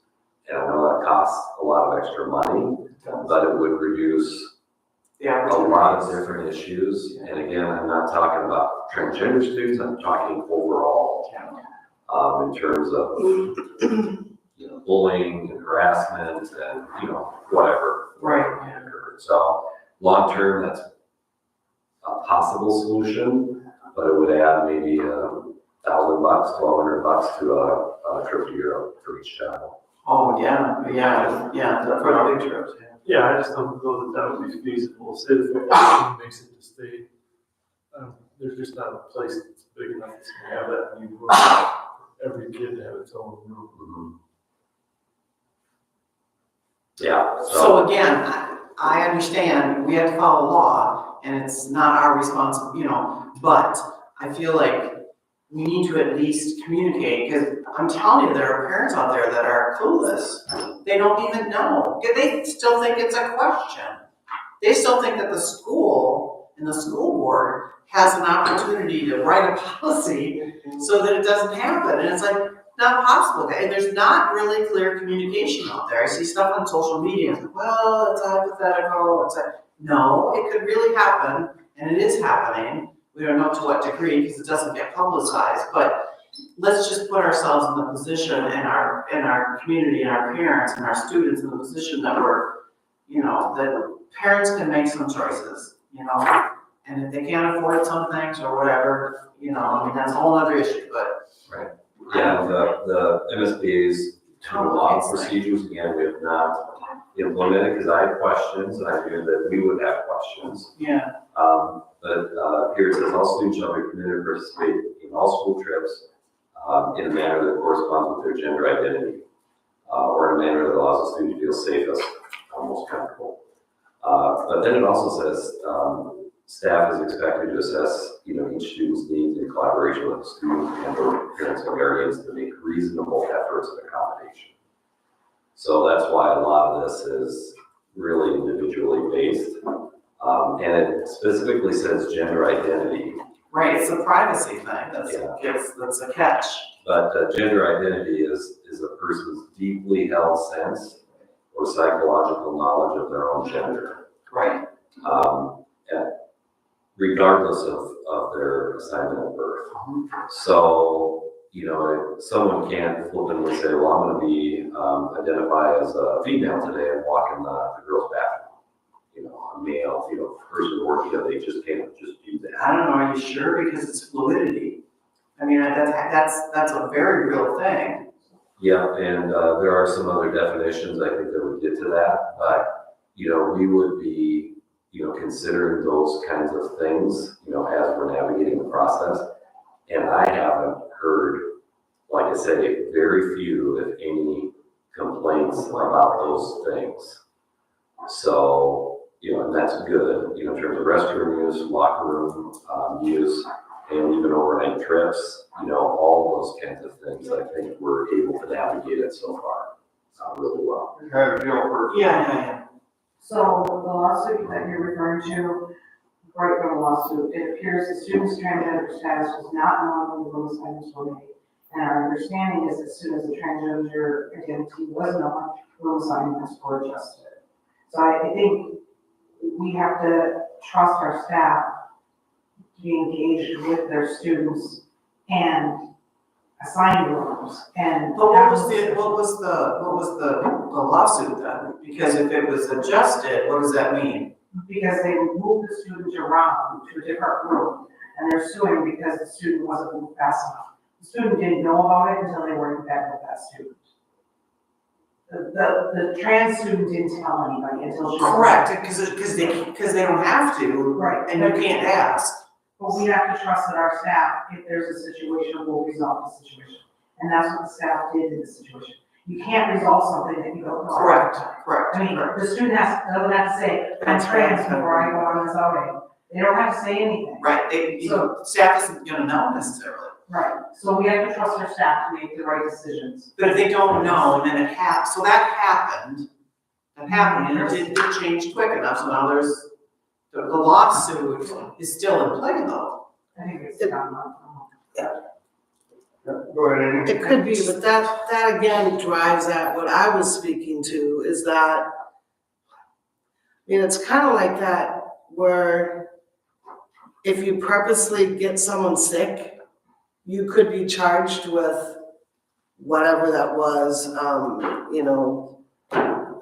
they could be charged with a crime years ago, and then it's changed. But my point is that you don't always know, and I wish Although I understand, this is such a complex issue, because on one side, they should be held accountable for privacy. But then when do the rights of the others also, they have rights as well. And that student that crawled in bed with the transgender had the right to know previously to crawling in bed that it was a transgender, so both have rights. And this is what we're going to end in murky water, because it depends on who is and what they are and who they tell and who doesn't know and who knows. And this is where, The dilemma. that's the dilemma, because I hear first.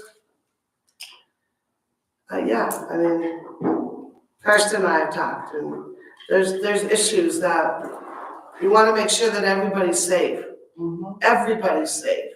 And it makes it really hard, because sometimes the ones that we should be worried about aren't protected either. And those are the everyday students who walk into the classrooms who don't know.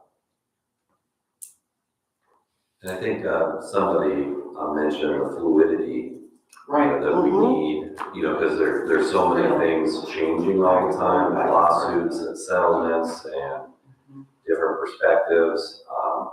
And so that's why we have been really careful about things, and we're really stressing, encouraging people to work with us, directly, because we want what's best for everyone.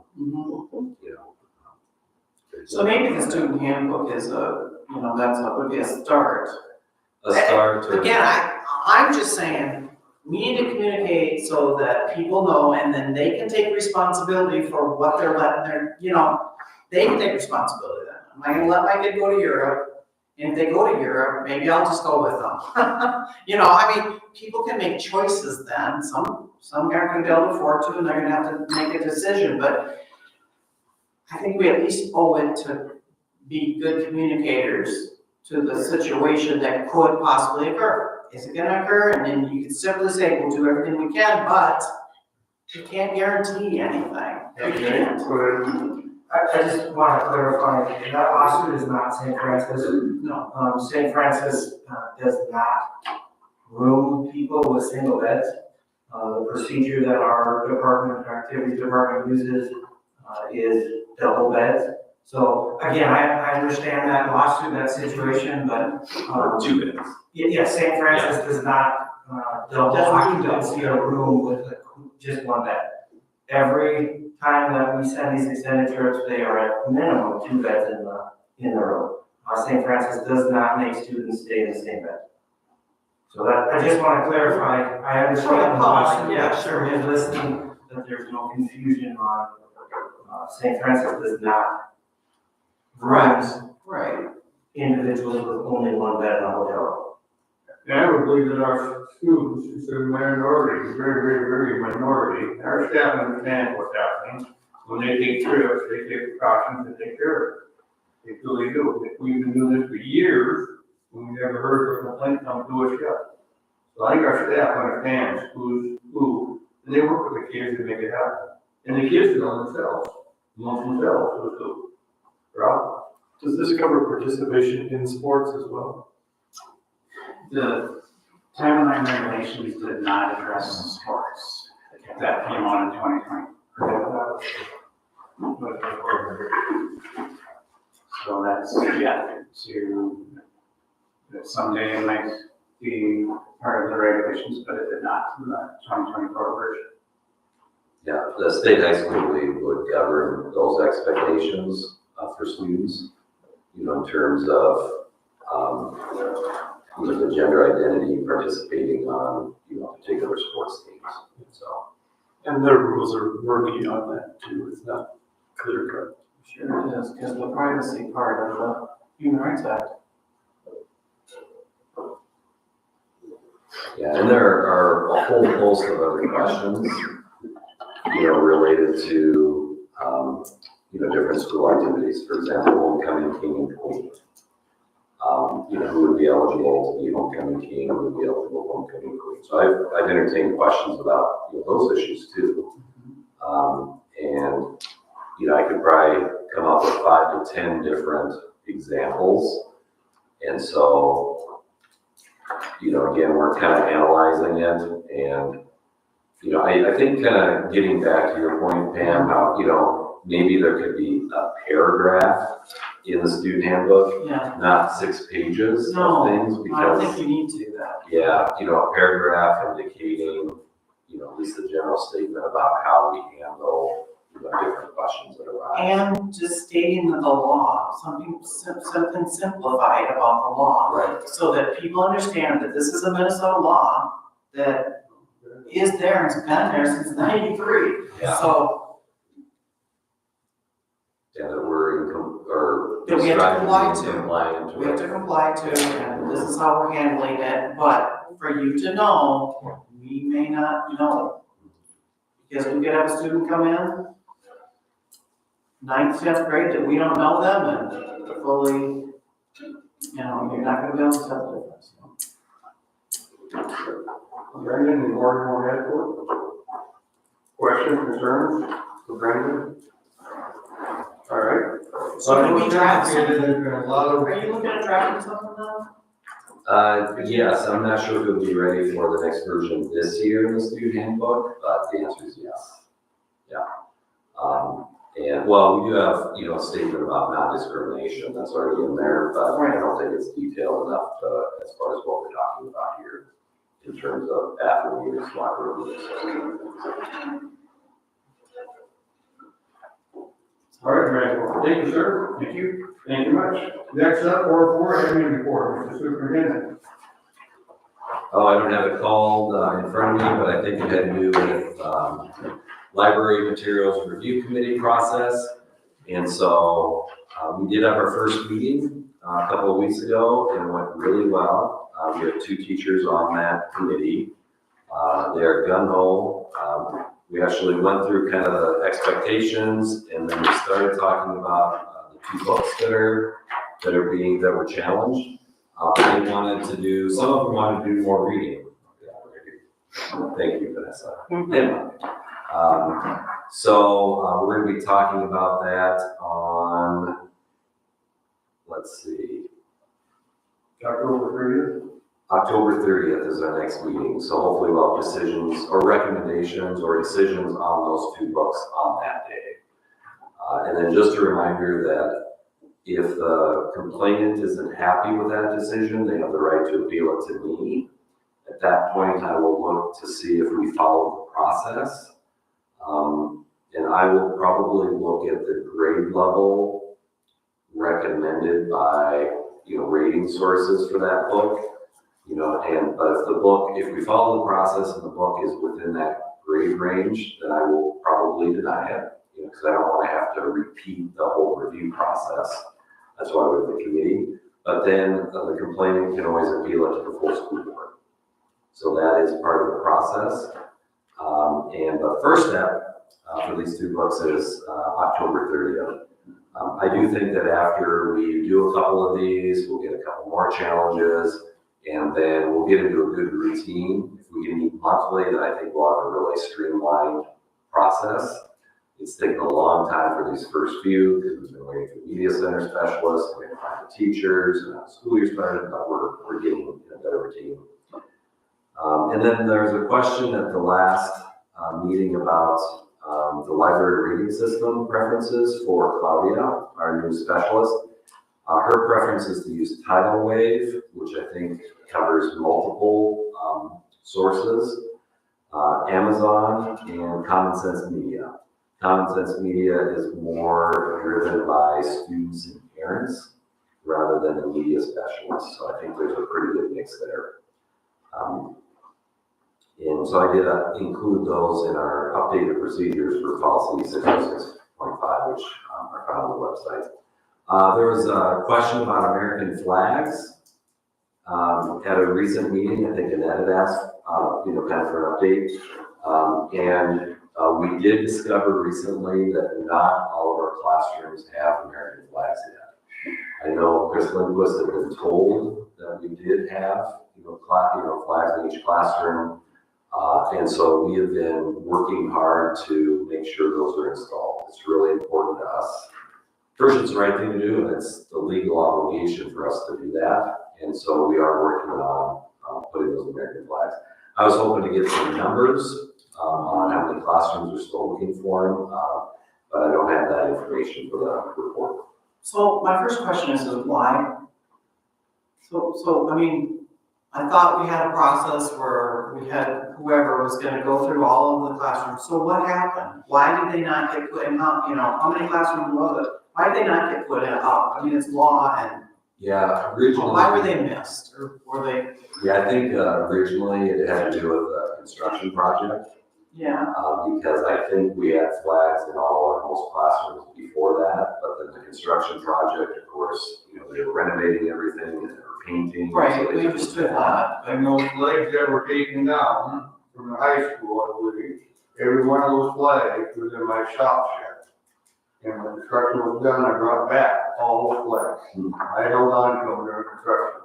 But what happened? So why didn't, I mean, that's a kind of a simple thing, check, you got a map of all the classrooms and you go, yep, got that one done, that one done, that one done, that one, still got these. What happened that who missed or what happened? Yeah. Were the flags missing, were the holders missing, what happened? And I'm not sure. Can we just find out? This would be nice to understand that, Yeah, and how right that now would be a failure, because we've been talking about it for a year. Yeah, the key people are we're all into our positions. Yeah. Since the construction when it actually. Well, I understand the construction, but everybody's been in their position since we said they have to be there per law.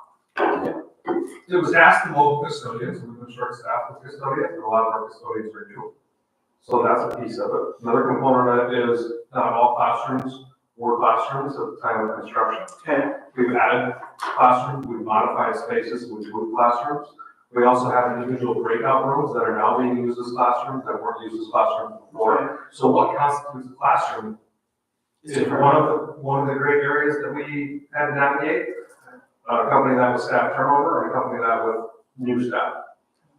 So the number of classrooms isn't large, or the number of rooms, I should say, isn't large. It's a handful in a couple of buildings so far.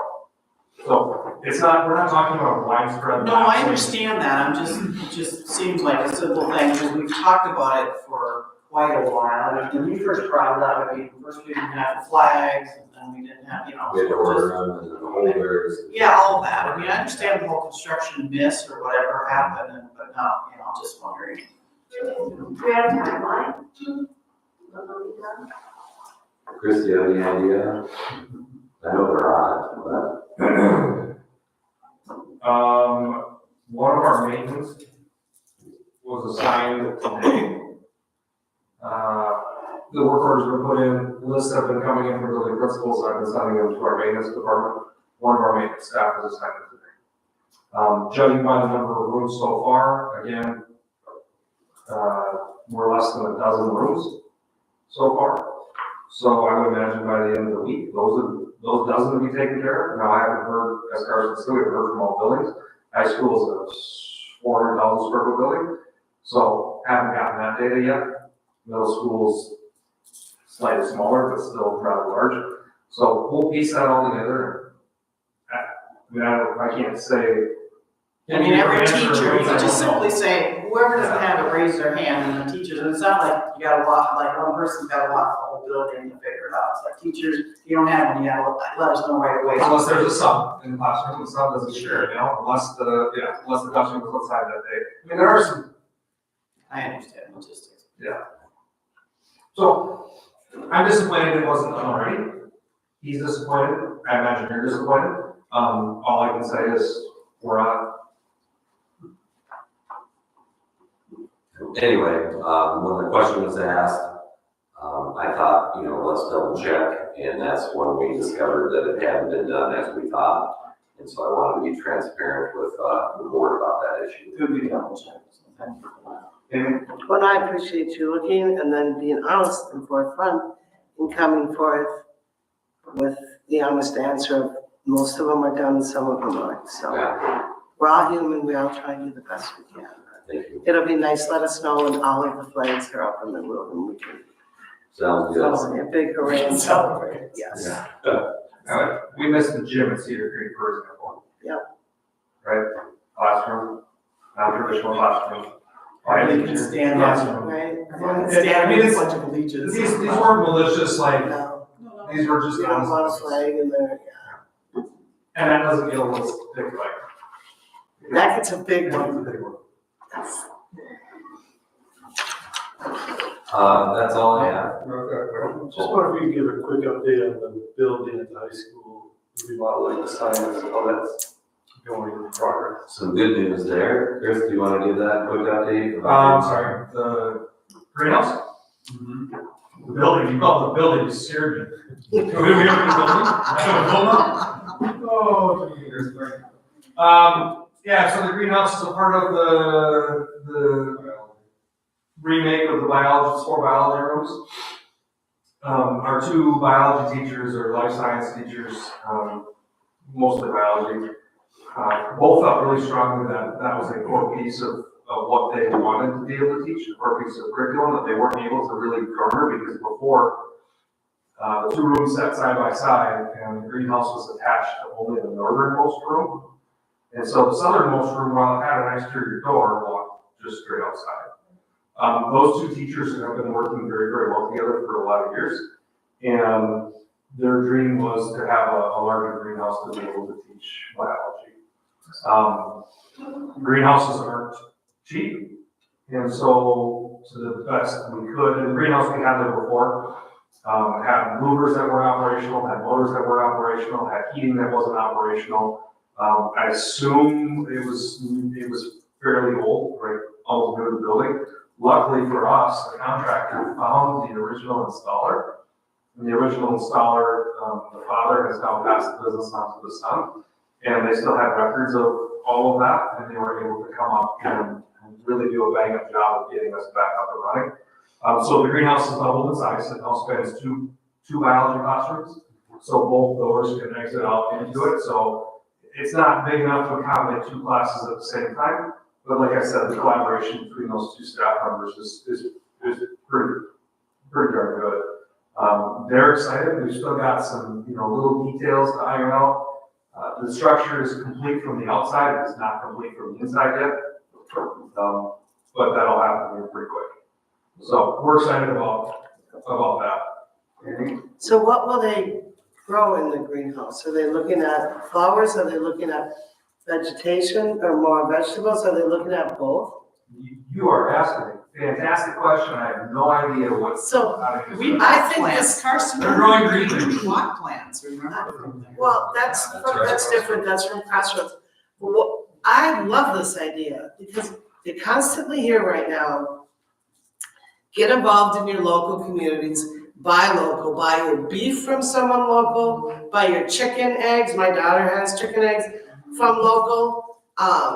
To grow, we need to start growing our fruits and vegetables, knowing that there's so much stuff in our foods that isn't healthy for us, so this is really cool, because what a great way to teach our St. Francis kids how to possibly grow. I love the idea of teaching them how to grow their own food. How many kids know how to do that? I mean, you can Google it or whatever, so I think it's great. It's a push that's coming from many individuals, is again, getting back to the grassroots and growing your own vegetable in the back and canning some of your own food, because a lot of stuff we're buying is filled with preservatives and we're not healthy eaters. And so it's getting back to that. So I think it's amazing. Hands-on activities. Absolutely, yeah. And they could start their own greenhouse when they graduate. And people want organic vegetables, fruit. I mean, this is just another option of what kids can do if they want to do a little bit on their own or make it bigger. So I think it's great. And Very cool. the staff are pretty excited. Very cool. Biology rooms look great, by the way. And then when the greenhouse is done, in Saint's room, I think we'll be proud of the changes that Chris has led over the last couple of years. That's awesome. Anything else? That's it. Okay. Upcoming topics you see on there next. If you have something, again, get it to us. We'll work it into the system here one way or another between now and into December for this fiscal year, or not this year for us. So all of that, go around for school board, what's happening, Nate? There was 3 of us that met on the superintendent negotiation, committee. We had our first meeting and it was a good productive meeting. And hopefully the last meeting, because I was good with the terms, so we just have to finalize things. Great. And that, I have nothing. Pam? So we had the district advisory, ACT committee meeting, tonight. Covered a lot, we got new members, we're still looking for more members, so we still need some more community members, parents, because they're supposed to make up 2/3 of it, so, I'm not sure where we're at exactly tonight, but it's not anywhere near 2/3. We talked about a lot of things, so we reviewed, policy 616 and 606, which was advisory legislation, saying what is the advisory team for, and then we reviewed our policies, regarding them. We looked at some recommendations for, future agendas, topics, so we all gave some input into that. Reviewed the district goals and the building goals and the PLC goals, and talked about the curriculum review. So a lot of it kind of was restarting the team again, for people that hadn't been on there. So it was a good meeting, it was good to meet all the teachers that were, that are gonna be a part of it, and the whole team, so. It was, of course, Stacy always has a good prompt meeting, so. Are you gonna stay on it for next year? I actually might just stay on it. Oh, the parent, that's. Yeah. Yes, I'm not a parent. My kids are in school, but I would be a grandparent. But yeah, community member. So yeah, I thought about that actually, so. Anyways, it was a good meeting, as it always is, so. Good job. So nothing to report. Jamie? We met policy tonight, went over 11 policies. Most of them were mandated by new law, and they weren't controversial. Those will come forth at the next board meeting for a first reading. And then my second one is kudos to Chris Lindquist. He's like a community guy like I am. I love St. Francis. I love the Fighting Saints. I'm always looking at ways to improve, and we saw, came forth where the gymnastics program was almost non-existent in this community. And so kudos to Chris, because Northwest Gymnastics is renting the gym, which is a gymnastics group. It's called MEGA. It has nothing to do with MEGA. It's Minnesota Association or Gymnastics Association, whatever. It's built for high school to develop gymnastic girls in gymnastics. And, I said to my daughter once, my daughter said to someone at this other gym they were at, we said, well, St. Francis has a great program. And they're like, St. Francis? And we're like, yeah.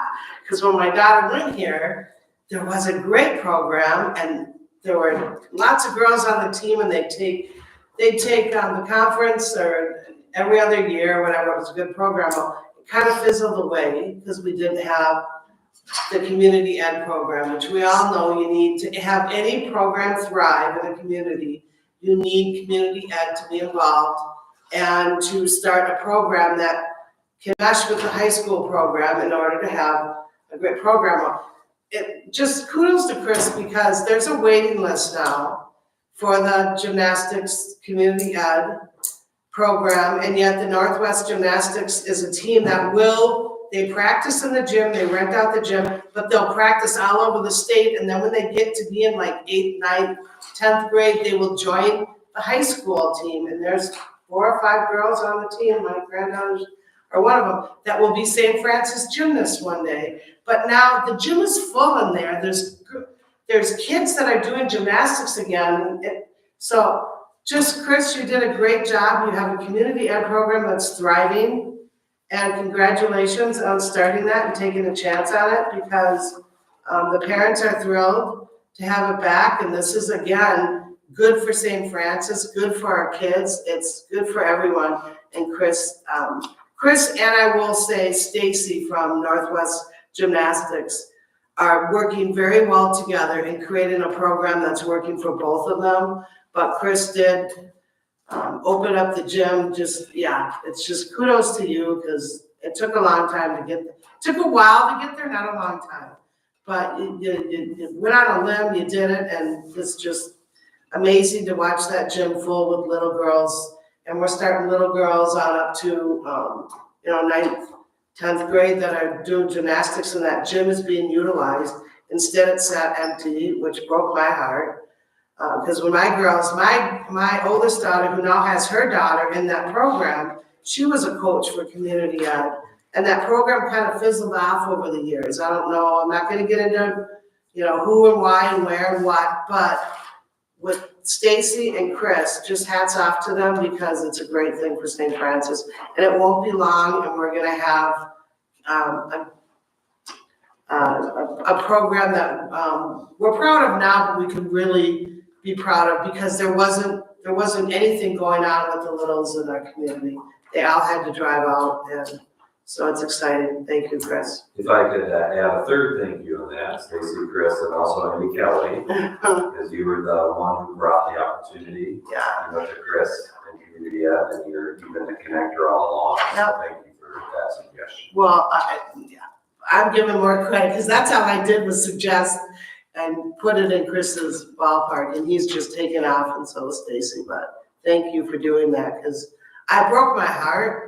I emptied cans every week. I emptied that cans in that parking lot, and I didn't take a dime. And I bought a lot of whoever put beer cans and pop cans into the cans that I would have gone empty, but we helped buy the floor, the bars, the beam. That program is really close to my heart, so it broke my heart when I found out that, what, there's no program? There's how many girls on the gymnastics team? I think there were 6 last year, and that's not enough to have a viable program.